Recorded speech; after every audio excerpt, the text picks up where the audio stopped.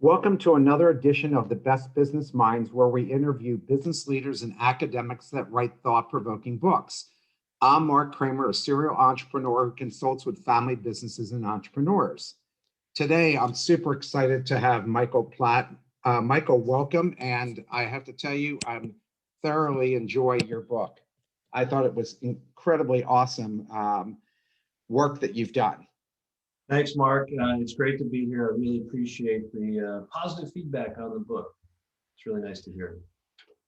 So, Michael, and I'm thrilled that we have you for a full hour. Please tell us about your professional background, especially all the departments at Penn you're connected with in areas of research and consulting work that you do.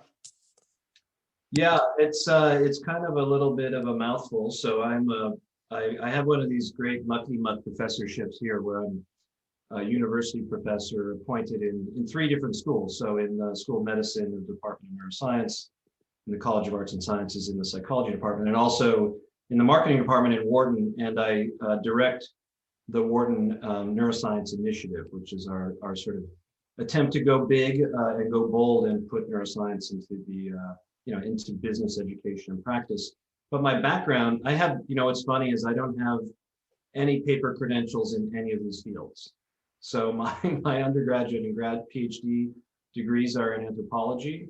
My PhD came from here at Penn, and then I did a postdoctoral fellowship in neuroscience. But I don't have a single piece of paper that says that I can actually do any of this stuff.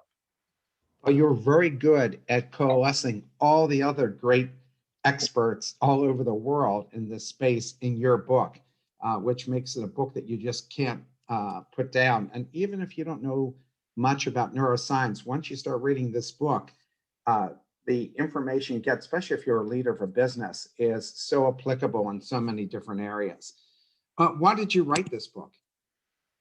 Well, because, I felt like I was sleeping too late, and I preferred to, cut an hour off and get up at 4 a.m. so I could start writing instead of 5.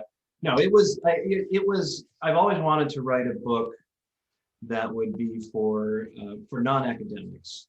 And in this case, it was, I felt like the time was right to take the insights and the implications of the technology in neuroscience and try to make it accessible for people in business, to try to improve the business they do, to make it more effective, more efficient, and more humane, but also to just get neuroscience out of the lab and the clinic and help to put it into the hands of people so they could use it to improve their own lives and the lives of their families. So that was really the genesis behind that book. And I had a lot of help from Wharton Press. They're really fantastic people on helping that along. For those of us who really don't understand the total concept of neuroscience, what is it? It's funny. This is sort of a philosophical question in the field. So for some people, it really means you must be studying some process directly in the brain. My own view is quite a bit broader. So it's really it's everything that we are and we do biologically. That ultimately gets writ out in behavior and in our experience. And so, the tools that people tend to associate with neuroscience, like for human neuroscience, would be brain imaging, which yields these pretty pictures of brightly colored blobs on the brain, telling you this area is the one involved in decision making or whatnot. But there are other ways to get insight into what's happening in the brain, which are much more accessible and scalable. And more relevant for use in business. So even, so measuring brain activity outside the head using wearable devices, which we've developed in the lab, and there are others that are commercially available. Even a camera pointed at your eyes. Even now, we're developing applications where we can use a webcam to track where people are looking on a screen, and where you look, actually tells us a lot about what you're going to do and what you're going to choose, and a lot of the processes that are going on in your head. So for business purposes, neuroscience gives us an ability to kind of look underneath the hood and say, what can we understand about what's driving human behavior, human decision-making, human interaction that goes beyond what people can state. And the big issue there is that traditional approaches rely on asking people questions, giving them surveys, and we know that that's not very accurate often, because what we can access in terms of what's going on in our heads is not very much, and what we want to report is sometimes not very much. And even just the process of asking somebody can change those things that are happening in their heads. So that's what neuroscience really gives us that's new on the block. Throughout the book, I was amazed about all the technology that's being used. And I was really wondering, how accurate are these brain measuring devices, and what are all the non-healthcare uses these machines can and are being used for? Well, there's a spectrum of precision, right? So, and I could show you a graph that would go from a micrometer, millionth of a meter to a thousandth of a meter to meters, in the brain and body, as well as time scales from thousandths of a second to hours, days, et cetera. And so each technology lives in that space somewhere. Kind of the gold standard, if you wanted to know what was happening in a particular part of the brain, moment to moment in time, you'd actually have a sensor in that part of the brain.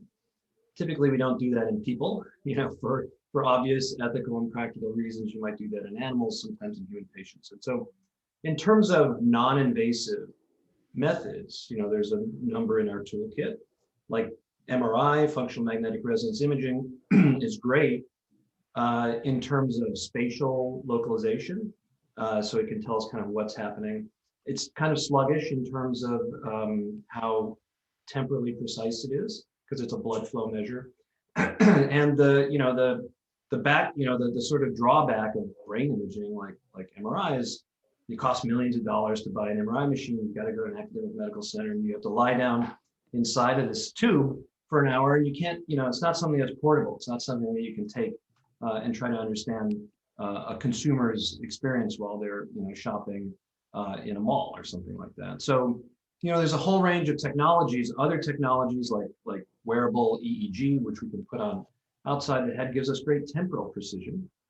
So we can see moment-to-moment changes in various processes in the brain, but it doesn't tell us a lot about where things are happening. And as you kind of take your lens outward and rely on things like eye tracking or even heart rate measurements, it gives us a little bit of insight into what's happening in the brain, but there you're much more distal, right? So you're farther away from the actual seat of what's going on.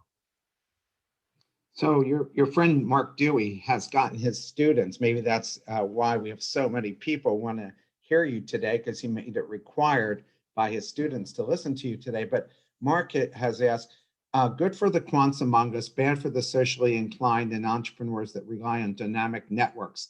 What are your suggestions for social entrepreneurs of emerging from university today? So is this a question about kind of remote work and what we've all been doing? Yes. Now this is obviously we're all, on the one hand, how much greater is it to be in 2020 or 2021 with the technology we have? This pandemic hit 20 years ago, we would have been in pretty bad shape in terms of our ability to work remotely and to connect with people. So fantastic. On the other hand, the technology still leaves something to be desired. So it's, it presents a lot of challenges. It can be fatiguing. It's probably fatiguing because each of you is in a tiny little box, and you're in 2D, and depending on how good your camera is, I can't really see what's going on in terms of where you're looking or changes in facial expression or other things other signals that might be there that normally our brains would automatically pick up on, and we would be unaware of it, but would help us to guide our behavior. So really challenging. The offset between the camera on your on your computer monitor and where the people you're trying to look at are, so it's almost impossible to make eye contact. So I can try to fake it. So those are the challenges, right? And we're trying to understand right now what's different in the brain given these challenges. So before the pandemic hit, we had been running a bunch of studies where we were measuring brain activity and bodily physiological signals in people who were doing something like this, but in the real world. So they're face-to-face interactions. They might be having conversation, or we might have a committee deliberating over a job candidate. And so we're trying to do that now online. And there are a lot of challenges to doing that, but it could really give us some insights into what's different about this really biologically. And once we understand that, how can we improve the technology to try to make this feel a little bit more natural, to give our brains kind of what our brains evolved and developed, right, to need the kind of data they need to interact in a much more seamless, natural way. So, hopefully we'll finish this before the pandemic is over. I mean, I hope it's over quickly, but those insights will probably be important as many companies look to stay hybrid in the future. Yeah, I was wondering how much has COVID affected people, because you write in your book about the need to actually be social. And I hear my sister's head of HR for a global company, and she says the people under 35, they like to stay home. The people over 35 want to come back to work. But you said in your book that there's research that shows that you kind of regress by not having the social interaction. And I guess that's also the concern for getting kids back to school. That's definitely a concern. So we know a couple of things, right? That there is something in our brains that in neuroscience we call the social brain network. It's a network of brain areas that is more or less dedicated to managing our connections with other people, basically figuring out who's there, what are their emotional states, are they trustworthy, what do they want, what do they need, what do they know, and that kind of informs our behavior, right, and the way we interact with them in a very, very fluid, spontaneous way for most people. That network, right, has kind of a critical period when you're growing up, as you're, moving from infancy to childhood to adolescence. And that critical period is really important for getting the data and reinforcing the pathways that will allow you to have a high functioning social brain network when you grow up and when you're an adult and when you go on into the working world. So this is a big experiment we're running on our kids. I think it stands to reason that it won't necessarily be good for them, and we don't know what it will take to catch up. We do know that our brains and our social brain networks in particular are flexible and that they respond to use like a muscle. So if you exercise your social brain, it'll actually change physically. So the areas will get thicker and the connections between them will get more functional. They'll become healthier pathways. And we know that the bigger and better connected your social brain network is, the better you do in social interactions, the more friends you have. So, you can kind of connect all those dots and say that, like, this is one good reason we need to get kids back into school. It's going to be, I think, critical for coming back to the office for people to really be able to develop and leverage the social connections that are so important for business, but also for life. Because we also know that the more friends you have, the longer, healthier, happier life you live in general. So, and the converse of that is people who are extremely lonely, that's like smoking a pack of cigarettes a day. So in terms of its impact on your well-being, and even, your how long you live. So, this is a really important time, and I think it's, really important to get out of this pandemic as quickly as possible. And so we can go back, at least partially, to having real life social interactions. So based on what you just described, I must be both an Einstein and a triathlete for all the people I'm talking to all the time. Right. So your friend also writes, Steve Jobs was famous for his long walks along the streets of Palo Alto, close to his home. Creativity has improved, it seems, as well as cognitive function, presumably. It's all about increased blood circulation. So would running or obstacle course challenges do the same trick? And should companies mandate a minimum level of activity to be recorded on a Fitbit? There's two pieces to this. One is the benefits of physical exercise for brain health and mental health. And absolutely, unequivocally, the best thing you can do for your brain is to physically exercise. It reduces inflammation, it improves circulation, it reduces stress. So, if you want to be at your best and you want your brain to stay healthy for a long time, you need physical exercise. Mental exercise is also critically important as well. But the other part about in this comment about creativity, which I think is really interesting, Steve Jobs taking long walks. It's clear from what we know about the brain that we have a relatively dedicated network in the brain that is involved in thinking outside the box, generating new ideas, exploring new opportunities. And that network is turned off, more or less, it's turned way down when we're executing routine tasks, when we're focused on, like crunching numbers, when we're focused on email, we're sitting in front of the computer, that kind of innovative brain network, thinking outside the box brain network is shut way down. And so the implication is you need to disengage, go for a walk, in order to allow that brain network to kind of come back online. And the studies have not been done yet to measure brain activity in people while they're out walking around. That's something that we planned to do last year. It's on hold since the pandemic. But I think that's what we'll see, because the circumstantial kind of behavioral evidence is that going out for a walk, when you come back, you actually are in a more creative brain state. You're better able to come up with new ideas. And I bet you dollars to donuts that that's because this innovation network in the brain has been liberated, right, from doing routine tasks. And we know that when you do that, people come up with new ideas. How do you think companies will deal with hybrid work models? I've heard rumors that some companies will promote more work at home opportunities to save on dollars and on real estate cost. That's what I hear too. I can't remember the numbers, but they're pretty high in terms of companies who expect to pursue a hybrid model. I think that, look, I understand the cost savings. That's great. And actually, the data is really interesting. There's a Wharton study that came out in January out of the management department that was a survey. But surveyed hundreds of companies.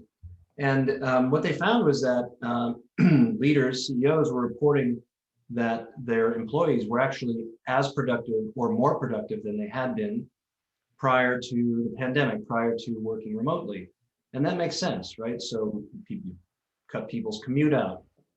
They don't have distractions, like they don't have other people around distracting them. So in some ways, it's easier to focus and get things done. The flip side of that is that these same leaders report that innovation is way down. Okay, and presumably we think innovation is way down because, and this was borne up by some of the survey data, because you don't have the interactions with people, the water cooler talk, the bumping into each other, the going to the whiteboard that would stimulate innovation. And in fact, we know that this innovation network in the brain partially overlaps with the social brain network, right? Because when we're dealing with other people, that's a time when we need to spin out a lot of new scenarios about how that could end. And so being with other people and working with other people seems to promote creativity and innovation. And when we're working at home, that's a lot more challenging. So the hybrid model, perhaps there will be certain job types, right, that will be more effectively done remotely, and other job types that will, benefit from people being co-localized so they can strategize and innovate together. And I think that's great for efficiency. I still would like to see the opportunity for everybody to have some moment back in the office, so that, because the other thing that we're seeing is a decline in kind of shared identity and the sort of belonging to a clear corporate culture. And that's, I think, much more difficult to implement online, right? It's just going to happen much more organically when people are in the same place. Yeah, I'm going to ask you about that a little bit later, but one of the questions I'm asking now is one of the reasons that they saw in the title of this talk. The myth that we only use 10% of our brain has been debunked, according to your book. But are Elon Musk, Meg Whitman, Bill Gates, Oprah Winfrey, all brilliant people in their own ways, able to get more out of their brain matter than the rest of us? I mean, how do they do that? That's a great question. I think what you're seeing there, so we've been talking about these different brain networks, right? So we talked about the creativity network, the task execution network, social brain network. And what you can think of is that each person, when you're born and you come through childhood, you have your dials set at different. It's like an old school graphic equalizer, right? And so your social brain network might be at a 7, and your creativity network at a 5, and your execution network, I don't know, at a 5. And as I said before, you can turn the knobs through exercise and other kinds of things, but you can't turn, it doesn't seem like you can turn a 1 to a 10. So each of us is typically going to have our knobs set somewhere on that spectrum, but maybe an Elon Musk, maybe an Oprah Winfrey has most of those knobs turned way up, just by good fortune, good luck, and good exercise of those faculties, right? And that's why, hard to say, right? What that means in terms of those brain networks, but it would suggest that they've just got them all firing on all cylinders, and they're wired up a little bit more effectively, a little more efficiently. And I would also submit, though, that it probably means there's something else that's dialed down that we're just unaware of. So one thing we do know about brain space, although we've got 80 billion neurons in our brains, there's still limitations. And so when we turn up some functions, that tends to lead to in some cases, to turning down other functions. And we can talk more about that if you're interested. Yeah, for sure. And if you wanted to elaborate on this a little bit more, did you want to elaborate on this? Well, I could. So for, a lot of the things that we ask our brains to do, our brains didn't evolve to do, right? So when I talk about the social brain network, that's hardware that's been in place for 25 million years in the primate lineage that we share with our primate cousins. But things like reading, writing and reading systems weren't developed historically until about 5,000 years ago, and only in a very small part of the world. So our brains don't have a dedicated reading and writing network that's evolved to do that. When we learn to read, we actually repurpose a part of our brain that would normally be used to process faces. Okay, so it shows up, the visual word form area shows up in the same spot in everybody who learns to read, but it's taking away some of the territory you would normally use to process social information. And there's some data out there that suggests that people, for example, who are illiterate as adults actually may be a little bit better at recognizing and identifying faces than people who've spent their whole lives reading. Chuck Daniels asked this question. Hope this isn't a strange question. No question is strange because I ask a lot of them myself. But since our dreams are generated by our brains, does neuroscience study how our dreams impact our brain's decision-making abilities? It would be hard for me to make a blanket statement that neuroscience does not, but I'm unaware of any studies that have really looked at how dreaming or dreams impact decision-making. So there's a lot of focus on just trying to understand, why do we dream in the first place? What is the purpose? Is it just some after effect of other things that go on during the day, or does it serve a really important role? We know that at least some of what happens when we dream is we're sort of replaying some things from our daily life, and that's important for cementing that information in memory. But clearly that's not all that's going on when we dream, because I don't fly during the day, but I fly in my dreams, and so that's clearly not a memory process at all. Michael, remember, keep this show PG. So whatever you're dreaming about, we want to make sure we keep it PG. Of course. Will you please talk about the is it KO monkey research, and what did you learn from it? Did I say that correctly? Cayo Santiago. So, yeah. Yeah. I spent a lot of time there. It's about half of my career's work. There's an island off the coast of Puerto Rico called Cayo Santiago, and it's a really amazing natural laboratory for studying the behavior and biology and social interactions of very close relatives of ours, which are rhesus macaques. So there were about 400 rhesus macaques that were brought from all over India and South Asia to Cayo in 1938. And they've been living there ever since. And they're pretty much not disturbed. So unlike a kind of typical primate center, you have a lot of veterinary oversight and, et cetera. You manage which animals breed with whom. These animals just basically are left to their own devices. And so we have, research staff who follow the animals around and record everything that every individual does. So we know who their friends are and, how well they're doing.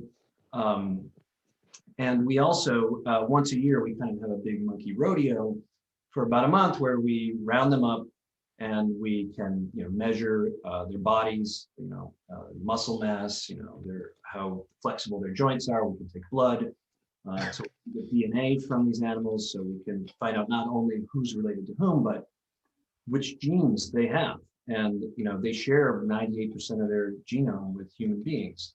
We can look at gene expression, which genes are being turned on and turned off. We can collect other specimens as well. Microbiome is a huge interest now. And so we're learning a lot from that. And so, my lab started working at Cayo in I think around 2007. So it's been about 14 years. And we have this, now what we have something that's called the Cayo Biobank Research Unit, which accumulates behavioral data on thousands of animals, DNA on about 1,000 monkeys, other kinds of biological samples on hundreds. We've sequenced the genomes of several hundred monkeys.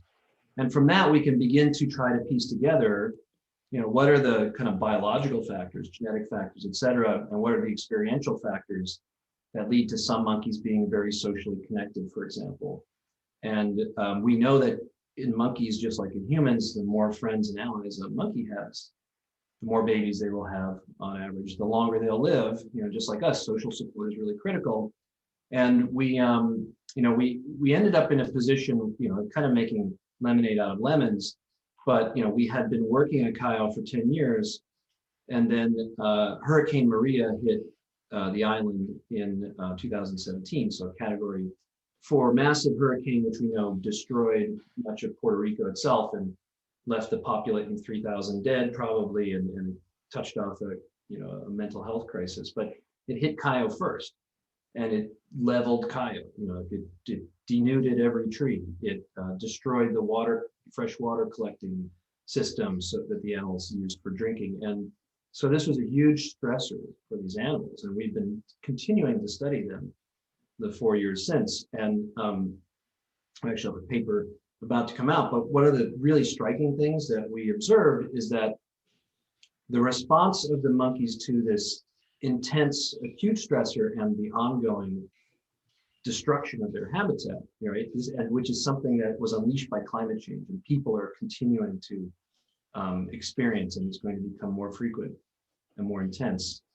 The monkeys' response to this was to become more social. So it wasn't like every monkey for himself or herself competing, like Lord of the Flies kind of thing, but rather they were relying on each other, reaching out and making more friends and more allies as a means of, we guess, gathering social support. And this is really remarkable. It continues to this day. So, we see this in people, following major traumatic events, tornadoes, hurricanes, floods, terrorist attacks, but it doesn't last. It's like you see that, everybody kind of bands together as a community and they help each other out for weeks, maybe months, but then it kind of fades away. People kind of put it out of their minds, but they may be living with the aftermath for many, many years. And yet it's hard to sustain that social support. But, so far what we've seen is the monkeys do. And, next steps for us are trying to understand what is the impact of that social support on the biological consequences of this stress, right? Which in our population monkeys, going through the hurricane was like aging half a year to a year. And for monkeys Wow. to be 20 years old, that's a big deal. but there's variation in that, right? So some monkeys were relatively protected, and other monkeys were much more vulnerable. So, our hypothesis is that those monkeys who just happen to have the wherewithal to really reach out and make more friends may be the ones who are more protected in the face of that stress. Sounds like we monkeys are more evolved than we are. Well, evolved isn't the term, but they certainly seem more humane than we are, which is kind of ironic. Yeah, I think so from the studies I was reading in your book. What do you think is different in the brains of highly disciplined people besides the better neural connections? Is there something else we know about that happens better in brains of highly disciplined people? That's a really good question. It's not something that we have studied, but I think there's probably a couple of things that are really important.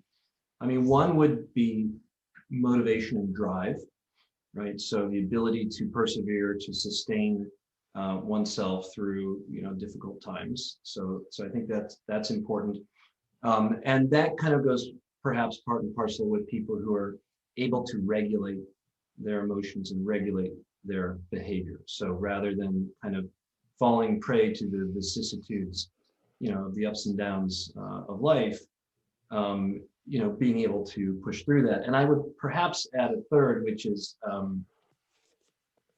at least, I don't know if I'm highly disciplined, but I make my bed every day. And I've done that since I was a kid.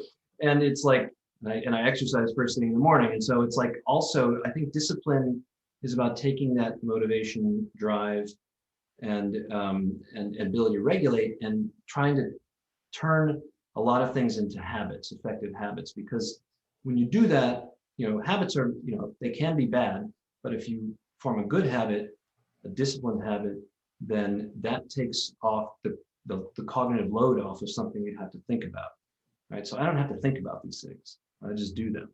And it looks like discipline, right? Can you explain situations where people get into accidents or have brain damage and miraculously enough, they end up changing into a better personality where they're more productive, responsible, and overall better functioning? Is there any self-treatment remedies we can take to work out our own brain muscles? I think my mom's asking this question about me. That's a really, really hard question. I mean, what happens in an individual in their response to some challenge, right? It could probably vary from person to person. It probably, I don't know, probably, but at least in some instances reflects that it's kind of a wake-up call, right? That says, life doesn't last forever. You have been, perhaps you should actually think about that and get organized and, and understand that your behavior has not been the best for yourself or for your family. So I think that's what we see when that happens. Again, how that happens is not so clear, but it is partially at least going to involve the sort of regulation processes and a bit of awareness as well. So rather than just behaving, kind of reflecting on and being intentional about your behavior. I know I'm not telling you any neuroscience here, and you probably get that from a self-help book, but I still think it's right. Do games like Sudoku, I hope I pronounced that correctly, and crossword puzzles really affect the brain in a positive way? I have two things to say about that. So one is it's better than some alternatives that you could be using your brain for. So, that's fantastic. Like, I have 3 boys, but my 17-year-old boy, he's always got his phone out. And I used to be really worried about what he was doing.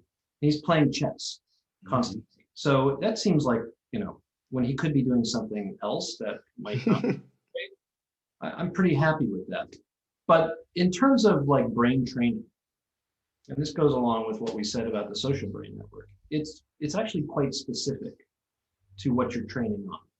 So if you're training at chess, you're going to get really good at chess, but you won't necessarily get good at something else.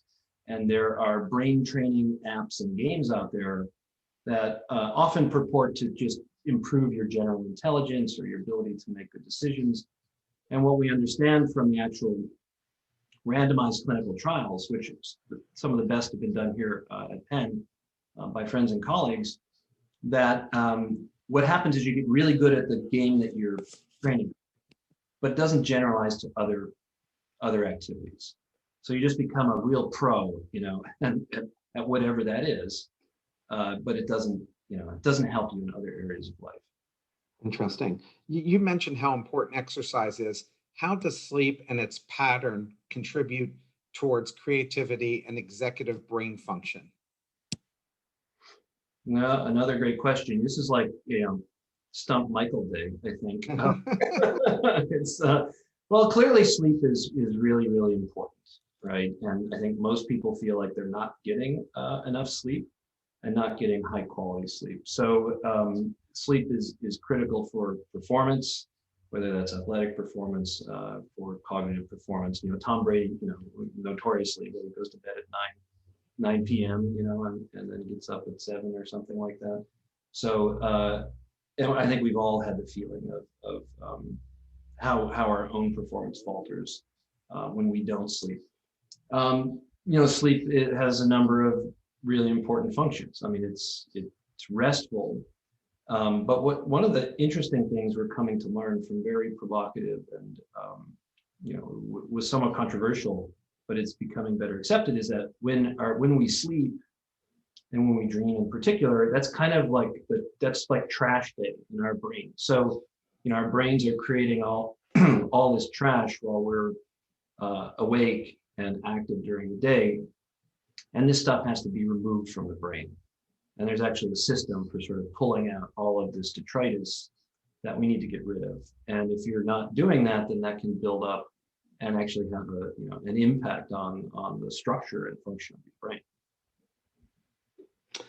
The strongest and most accomplished leaders often seem as courageous and brave risk takers, whether it's physical danger or risky choices for executing a new business strategy. Does the brain play a role in attributes like courage and risk taking? So I'll answer the second part of that, which is, I think, easier to study in the lab. Courage is a little bit harder to define and harder to study in the lab, I think. But risk taking has been a subject of great interest in neuroeconomics, and which is this field that which I was involved in the early days of it in the late 1990s. But it's basically the merging of neuroscience and economics to try to understand how we make decisions. And one thing that is very clear is that some people are highly risk averse. Most people are highly risk averse, but some people are tolerant, and some people even embrace risk. And so over the last 20 years, we as a field have learned kind of how that happens in the brain. It involves several processes. So there's the process of kind of computing the probabilities with which good things and bad things will happen. So that's one component that's more mathematical. There's another that attributes value, calculates the value of different options, right? And those things come together in the decision-making process. Now, what's really interesting is that emotional and motivational systems in the brain, which are there for a very good reason to support decisions that move us toward good things and away from bad things, but do also shape this process.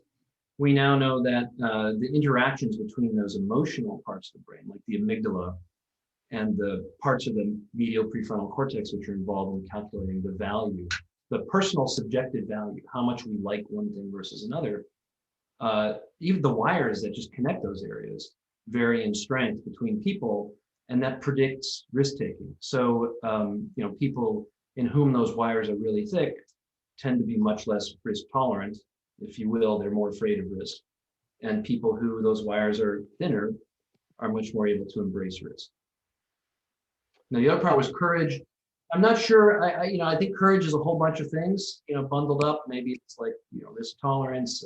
It's certainly about perseverance.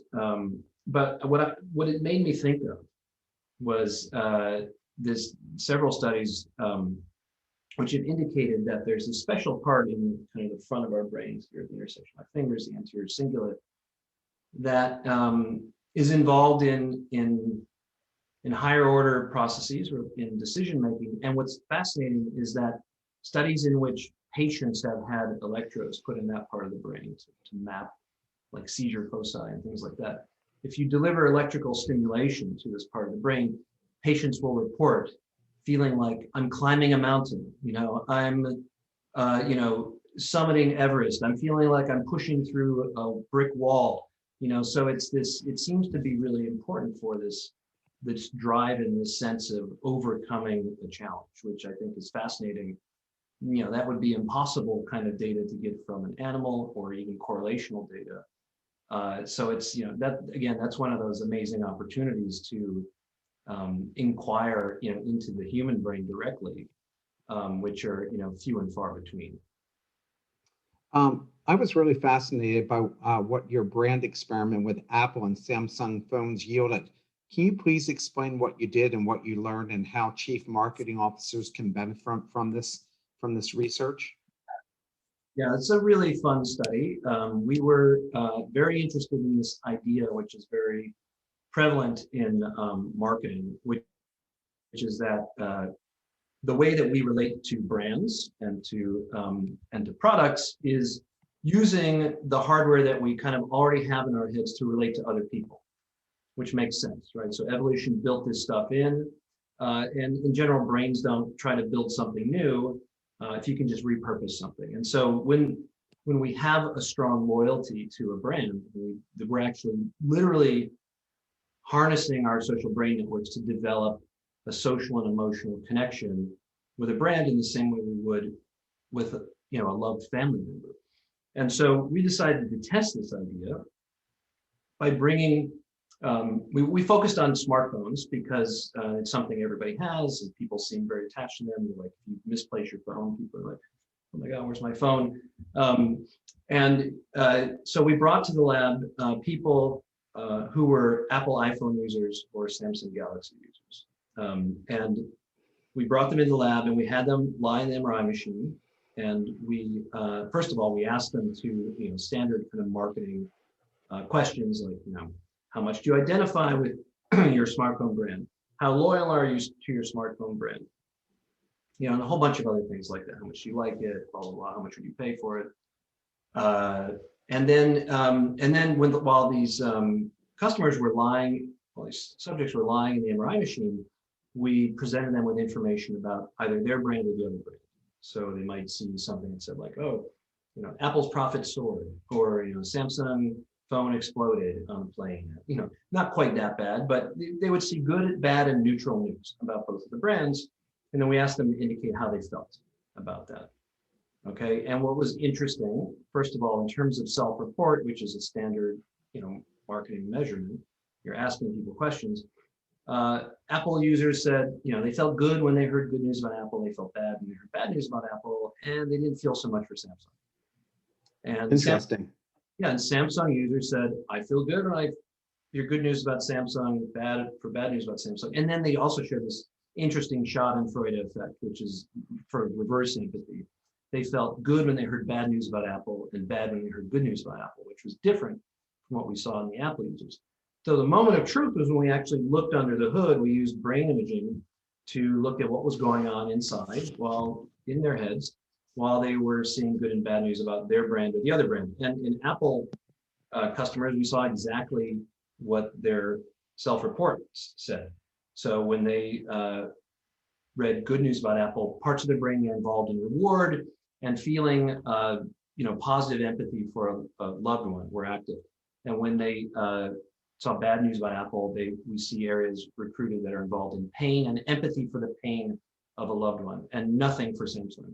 Now we look at the brains of Samsung customers, and it was pretty striking because there was basically nothing going on in response. I use a Samsung phone. What are you telling me? No. There's nothing going on in terms of like empathy for Samsung. Okay, but we saw this reverse empathy for Apple.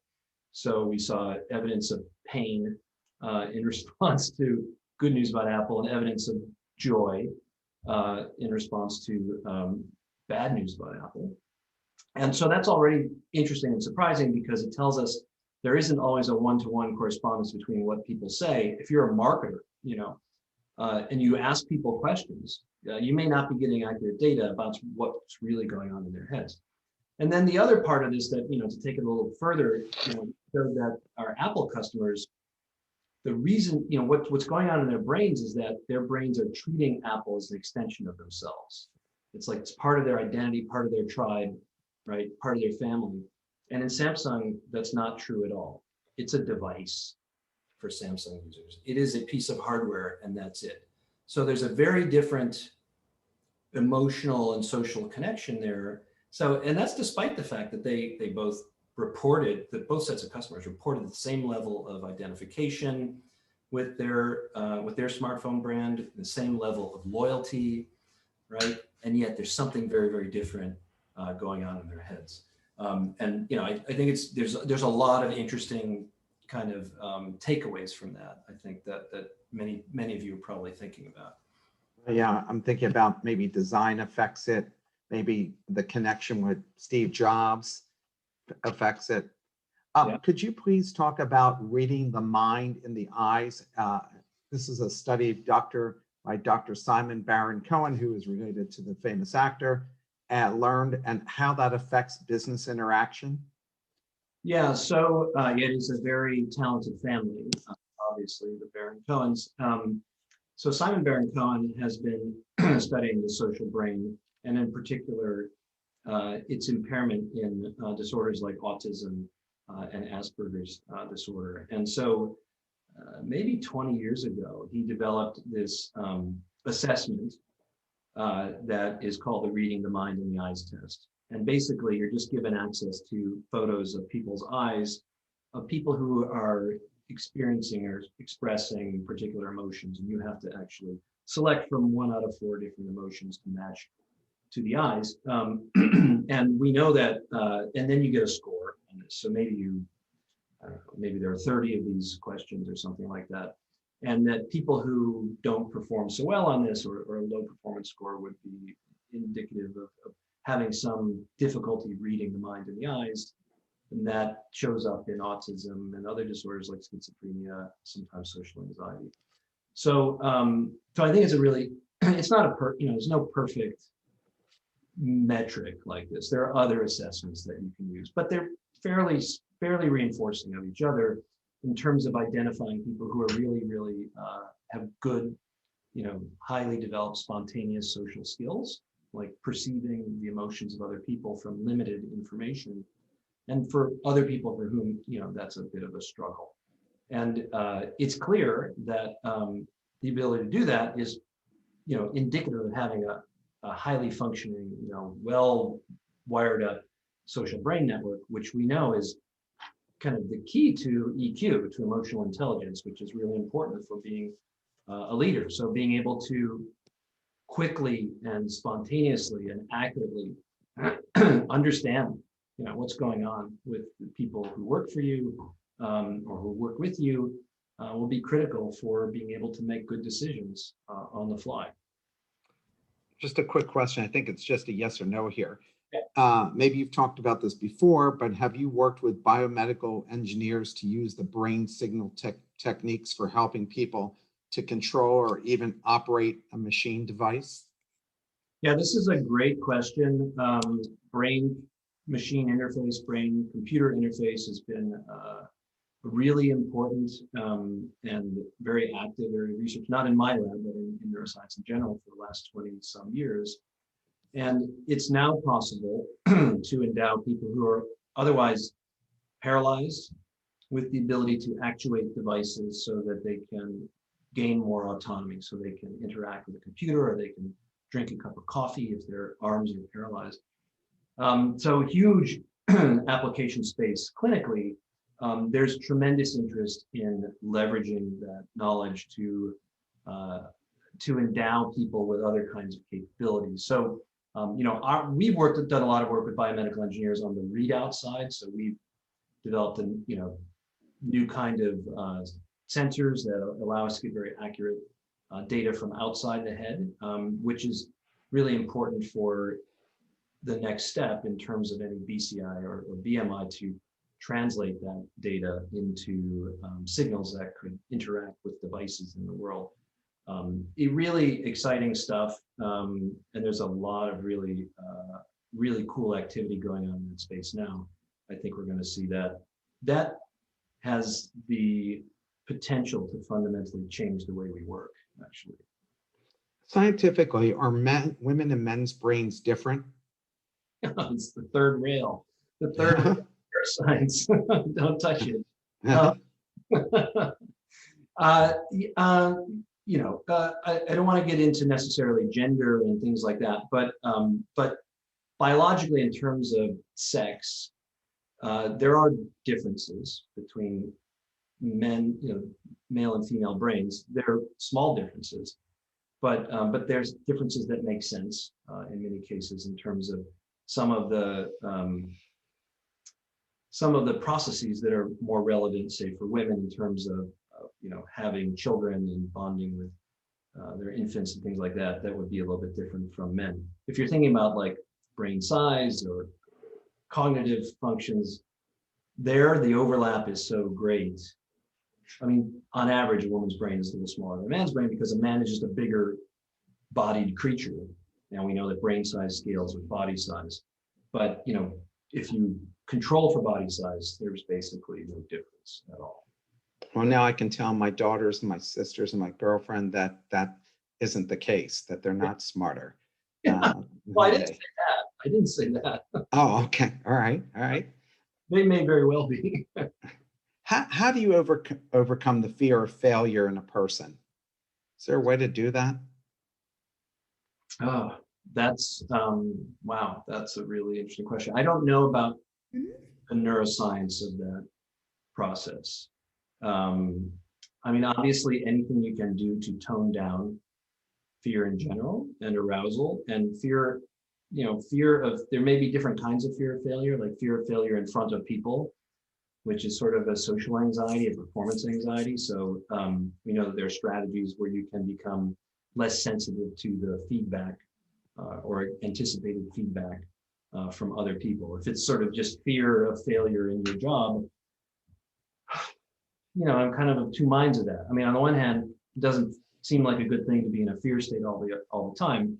On the other hand, that can be a powerful motivator to to work hard and to achieve success. So I wouldn't say necessarily I want to turn that all the way off. Shockingly, not so shockingly, we have 13 different questions still to go, but so we'll hit as many as we can to let you go at 1:00 for your next meeting. How about a lonely person smoking a pack of cigarettes a day? Double jeopardy? The image of the loner with only his cigarette for company is pervasive in movies and novels. Okay, I'm not going to say that I know what the joint impact of smoking and being lonely will be eventually, but it doesn't sound like a great thing for your average person. That said, I want to make sure that it's clear that there are some people who seem to be predisposed and happier being solitary, right, than being together with other people. Most human beings are gregarious. Most human beings depend on social interaction with others. Some people are more solitary. You want to make sure we distinguish being lonely from solitary. Lonely means you have the desire to be with other people, but you can't for some reason, right? Solitary, because you like it, is just your nature, right? And so for that individual, maybe that's not double jeopardy. It's just the smoking that's bad. I don't think we've addressed this next question. Have you addressed the question of successful people and whether they are neurotypical or neurodivergent? It's a really good question. I think we need to define success, right? I think there's what we're seeing in the corporate sector is growing recognition that neurodiverse people have sort of their own special powers that can be very, very useful in particular jobs, right? So, so for example, people with ADHD, attention deficit hyperactivity disorder, kind of have their creative brains turned up a bit, right?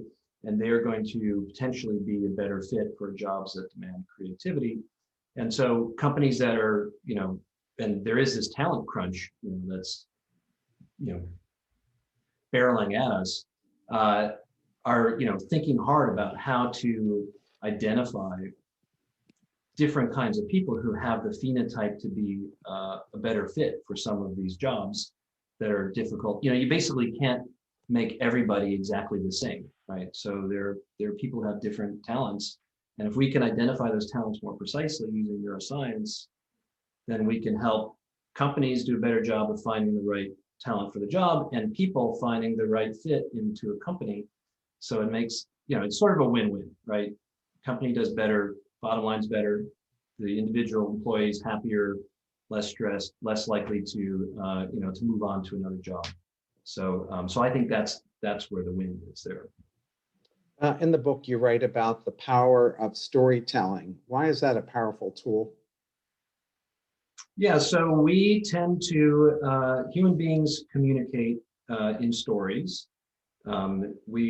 It's natural for us, and when we are communicating well, actually the brain of the speaker and the listener go into synchrony. So they literally become they resonate with each other.